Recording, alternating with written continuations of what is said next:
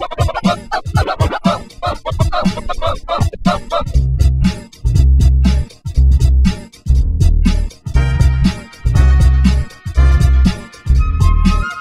up. How you doing, world? It's your boy Donnis, aka Donnie Digits. You know what I'm saying? And Fools Go representing. You know what it is. Shout out 10 Deep. You know what it is. ATL is here. Donnis. For me, man, I just kind of, dude. I've been getting it in, man. Like long story short, y'all, I used to be in the military.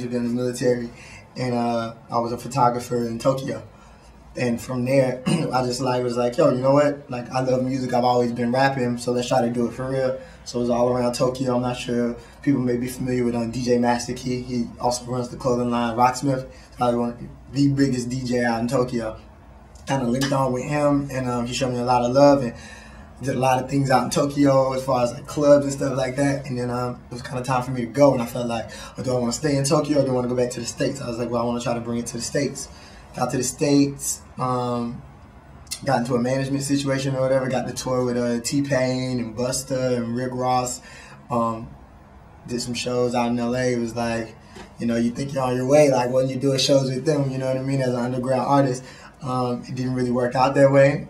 Got out the military, moved to New York, met A-Track about a year ago. A-Track and all those guys. I was shopping for a record deal or whatever at that time. It was like probably like that summer of last year or something like that. It was kind of like up in the air. Was I gonna do it with Fools Go? Was I gonna go major? And then I kind of like took the time to just, you know what, I'm just gonna stop, because me, I wasn't where I wanted to be musically, and I just kind of stopped and just went into the studio and recorded like crazy. And now I'm back with a singles deal with Fools Go, a few record deals on the table, and mixtape coming with 10 Deep and. Yeah, well, right now, you know, we in the works for a single, maybe an EP. August 15th, we dropping, we're doing our first show together. Me, A-Track, Kid Sister, the whole Fools Go family. It's gonna be out in LA, so you know what I mean. It's something new. It's a new situation for me, and oh man, I love Scandinavia. You know what I mean? Like, this is one of the, I love it out here because to go to like Sweden and then be able to come here.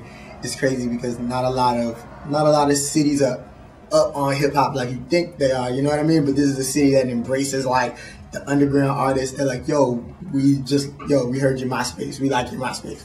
Come over, please, come over. You know what I mean? And a lot of other cities, they're not up on that. They only want to see the big artists. They only want to see Rick Ross or Nelly or the people who already sold the millions of records or whatever. But you guys catch it from the underground, and I think that's amazing. That shows your love for hip hop. You know what I mean? So I mean, I love it over here, man.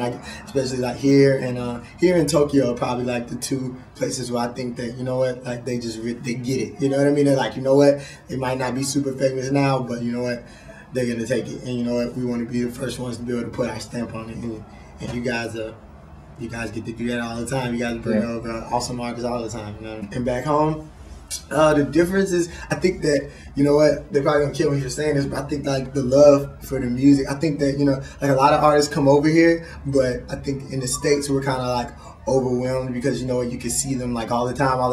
So when I come over here, it's like, it's crazy, you know what I mean? It's like pandemonium. So we get on stage and rock, and everybody's like super excited to finally get to hear it live and see it live. So I think just the fans are a little more eager over here. What is it, on Saturday coming up? I think they was like, they had to get it like another room. They had to like expand it. So it's supposed to be like 800 people for this Saturday show. So it should be cool, man. It should be fun. Like, I mean, the single's dropping soon. Like, you know, getting Dust on. He does all our work for Fools Go. He's getting on our work right now.